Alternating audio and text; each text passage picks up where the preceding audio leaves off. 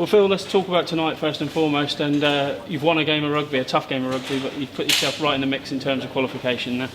Yeah, that was the sole focus of the game, is come up here and put in a performance and get the result. I thought we did that for large periods of the game.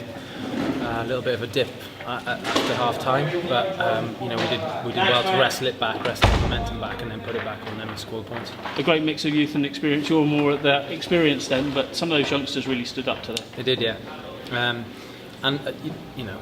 I think they run the game pretty well as well. The young halfbacks did well. The guys in the forward pack, when the conditions like that, you're heavily reliant on the forwards, and those boys did a fantastic job today. Good all-round performance. Us old boys are glad to be there. Add our bit as well.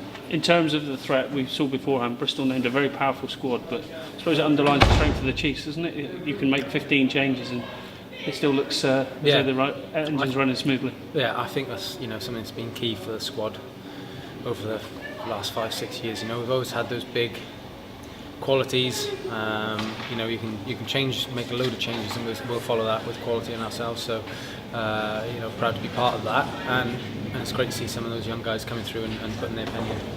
Big news tonight that you've signed a new deal with the club, and you're going to be staying for at least another year as a Chiefs. For you, first and foremost, the security that you're going to be here for a while must be great. Yeah, it was nice to extend contracts and commit yourself to the club for the foreseeable future. Gives you that stability. It's all about cracking on doing the rugby, doing the day job, and enjoy it while I'm here. Exeter's become home for you, though, hasn't it, over these 10 years? Yeah, definitely. We love it in Devon. The family's settled, and rugby's great as well. So both sides of it it works. Rob talks about your originals, though. It's important to have you in place to help spread the message of what the journeys, the steps, he says, that you've been on. Yeah, I think so. But there's other factions of the club which are stalwarts as well, and those are the pillars of the squad.